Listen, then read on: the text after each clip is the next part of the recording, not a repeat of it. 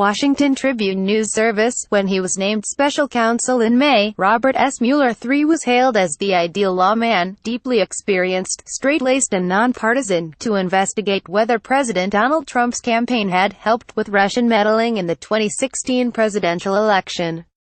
The accolades squared with Mueller's valor as a Marine rifle platoon commander in Vietnam and his integrity as a federal prosecutor, a senior Justice Department official and FBI director from 2001 to 2013, the longest tenure since J. Edgar Hoover. He was praised by former courtroom allies and opponents, and by Democrats and Republicans in Congress. But at 73, Mueller's record also shows a man of fallible judgment who can be slow to alter his chosen course. At times, he has intimidated or provoked resentment among subordinates, and his tenacious yet linear approach to evaluating evidence led him to fumble the biggest U.S. terrorism investigation since 9/11. Now, as he leads a sprawling investigation aimed at the White House, Mueller's prosecutorial discretion looms over the Trump presidency. On what terms would Mueller offer immunity from prosecution to investigative targets? How broadly will he interpret his mandate to probe not only the 2016 campaign but also matters that may arise directly from the investigation? Will he target Trump's sprawling family business and financial empire and the years before the developer ran for the White House? Robert Swan Mueller III began life on an elite footing. Raised in affluent suburbs west of Philadelphia, he attended the St. Paul's School in New Hampshire. Classmates include future Secretary of State John F. Kerry, before majoring in politics at Princeton. He joined the Marines after graduation and was awarded Navy and Marine Corps medals in Vietnam, where he was shot in the thigh.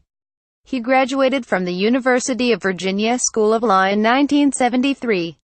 Bored by a stint at a White Shoe San Francisco law firm, the Judge Mueller switched to the U.S. Attorney's Office there in 1976. Colleagues say he typically arrived by 6:30 a.m., at times in his Marigny-issue green raincoat. He played on the office softball team but was careful not to let down his guard while socializing. "He'd join us, have one, and it was only one, and then his wife would arrive to pick him up," recalled a colleague.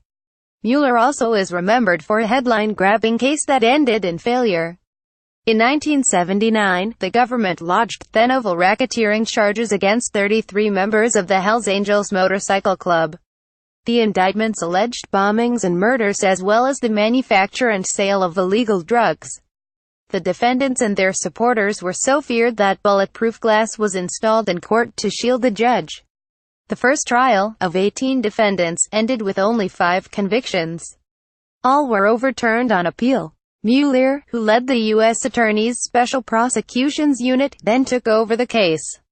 He dropped many of the charges, including against Ralph "Sonny" Barger, leader of the club's Oakland chapter, whose charismatic testimony had dominated the first trial.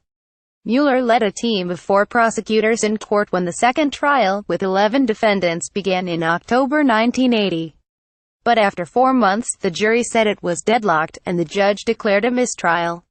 Mueller decided not to ask for a retrial. Richard B. Mazur, a defense lawyer at both trials, said the government was unable to prove the Hells Angels was a racketeering enterprise. Key prosecution witnesses, he said, seemed unreliable, especially those granted immunity to testify, despite having committed violent crimes themselves. "They made a mess of it," Mazur recalled. "It was an entirely snitch case. It depended entirely on the quality of snitches." But Mazur and Alan Kaplan, another defense lawyer, praised Mueller's straightforward handling of the case. "We fought hard, but I can't conceivably say anything negative about him," Kaplan said. About a year after the case collapsed, a new U.S. attorney in San Francisco chose a prosecutor with more trial experience to head the office's criminal division, a post that Mueller had held for a year. Mueller responded by transferring to the U.S. Attorney's Office in Boston. He prosecuted financial fraud, terrorism and public corruption cases for 6 years, and served as acting U.S. attorney from 1986 to 1987.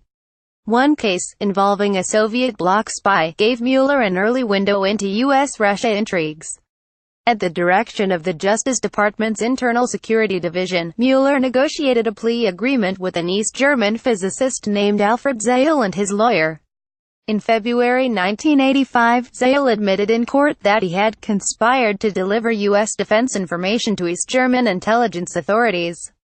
Under the agreement, the judge sentenced Zale only to the time he had served in jail after he was arrested at a scientific conference in Boston. Zale, in turn, became a bargaining chip for a major spy swap. "We ultimately got 25 of our people out, including their families, in a trade for Zale and several other Soviet bloc spies," recalled a U.S. official who was involved with the negotiations. The successful June 1985 exchange helped pave the way, the official said, for a more significant exchange by Washington and Moscow. In February 1986, officials again faced off for a trade on the so-called Bridge of Spies between East and West Germany. Among those escorted to freedom was Nain Sharansky, the celebrated Russian human rights activist who had served 9 years in Soviet prisons. As the Cold War ended, Mueller moved to Main Justice in Washington. He easily won his first Senate confirmation after President George H. W. Bush appointed him Assistant U.S. Attorney General, responsible for the criminal division. Mueller oversaw investigations of Panamanian leader Manuel Noriega, the 1988 bombing of Pan Am Flight 103 over Lockerbie, Scotland, and Gambino crime family boss John Gotti, among other high-profile cases. But his tendency to command, rather than inspire, again came into sharp relief. "He doesn't invite disagreement," said a former prosecutor who served under Mueller. "He's an order giver." He could be harsh on subordinates, sparking resentment when he referred privately to reassigning career lawyers as moving the furniture. In 1993, at age 50, Mueller decided to try private practice again, joining Hale and Dorr as a partner in Washington, representing corporate clients. The money was better, but Mueller was unfulfilled. After 2 years, he returned to government service, signing on as a homicide prosecutor in the District of Columbia. It was a time of mayhem in the nation's capital, made worse by the scourge of crack cocaine. Mueller began working with a cold case squad, composed of Metropolitan Police detectives and FBI agents, that sought to bring murderers to justice. The squad sent applications for search warrants and subpoenas for Mueller's review before seeking a judge's approval. Unlike some prosecutors, Mueller wouldn't automatically give a signature, recalled one of the investigators. He would ask, "Have you done your work? Do you have your facts?" He knew what he was asking was the way to make sure everything stood up in court. Building cases often entailed forging trust with victims, witnesses and suspects. Relating to both the sympathetic and the unsavory did not play to Mueller's strengths. He was a gruff guy, and a lot of times, there wasn't much warmth or ability to really build a bond or connect with a victim witness, said the same investigator. There's times when you've got to bond with the suspect to get what you need. His personality wasn't necessarily the best for that. Nor was Mueller an easy fit with juries in Washington, especially in the freewheeling local superior court, where decorum is typically below what judges demand in U.S. District Court. In D.C. Superior Court, it's a bit like meatball surgery. It's a bit like a MASH unit, it's the unexpected, said one of Mueller's former colleagues. His strength was not as a MASH unit trial lawyer. Mueller, a registered Republican, moved back to San Francisco in 1998 after President Bill Clinton appointed him U.S. Attorney for the Northern District of California. In July 2001, President George W. Bush nominated him as FBI Director, and he won unanimous Senate confirmation. Mueller asked the White House for a delay, however, so he could undergo treatment for prostate cancer. His first day on the job was September 4, 2001, a week before hijacked airliners slammed into the World Trade Center, the Pentagon and a field in Pennsylvania in the worst terrorist attack in U.S. history. At 7 a.m., September 12, Mueller, then Attorney General John Ashcroft and other officials arrived for an emergency briefing at the FBI's Operations Center. The senior agent had been given an hour to prepare while investigators were still combing airline manifests and scouring crash sites. When Mueller asked a rapid-fire series of questions, the agent replied that accurate information was not yet established. "I want answers, goddammit," Mueller exploded, an official who was present recalled. Mueller already was coming under siege from critics who questioned why the FBI had not prevented the 9/11 attacks.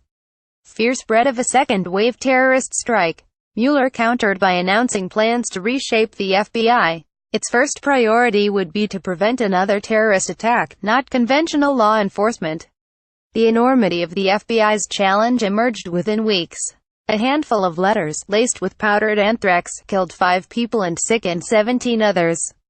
The government closed congressional office buildings, the Supreme Court and postal facilities as the country braced for further biological terrorism.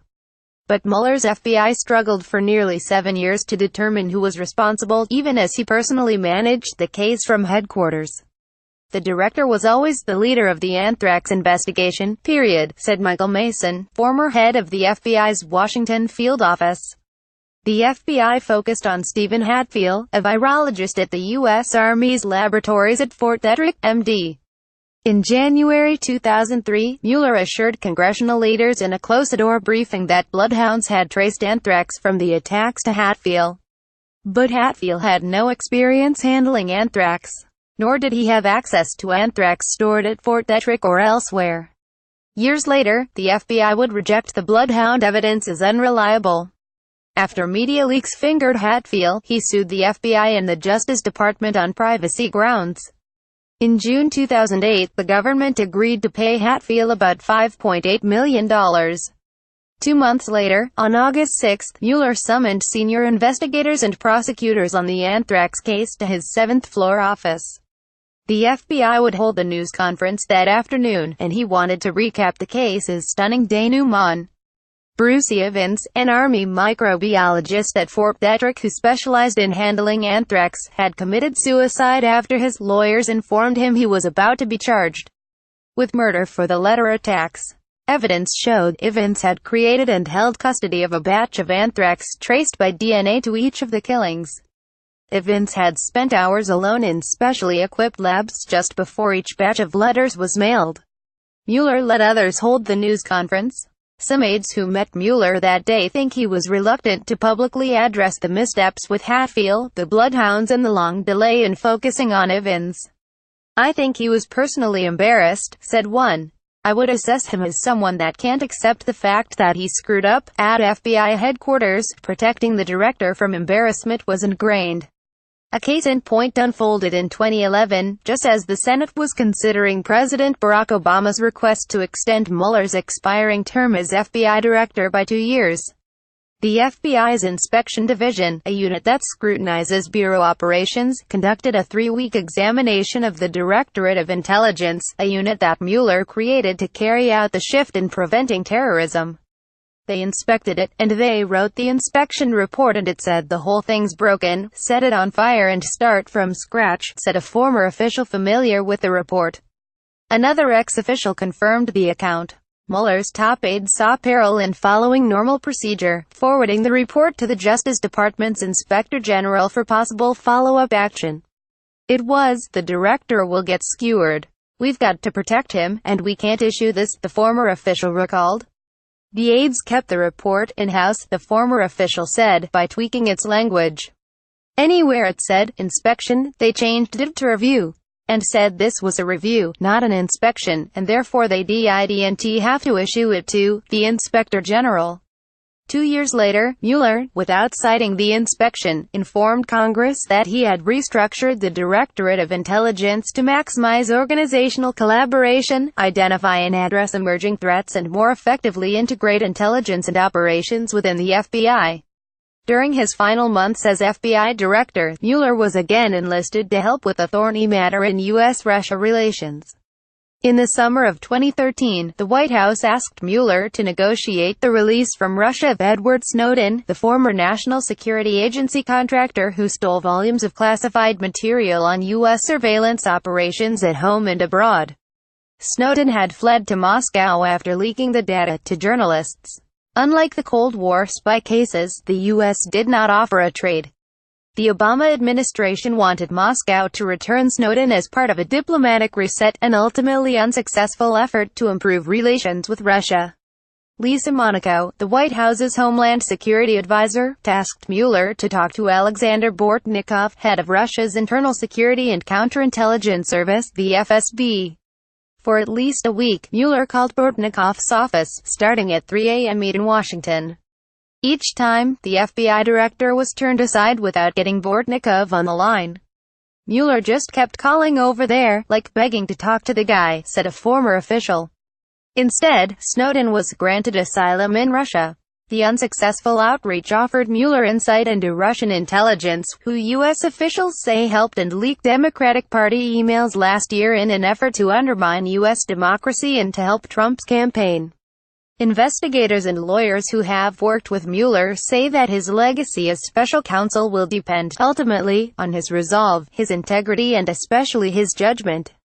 If he believes somebody has committed a crime, he's going to do whatever he can to hold them accountable, said a former FBI colleague. Trump's name or brand is not going to back down Mueller.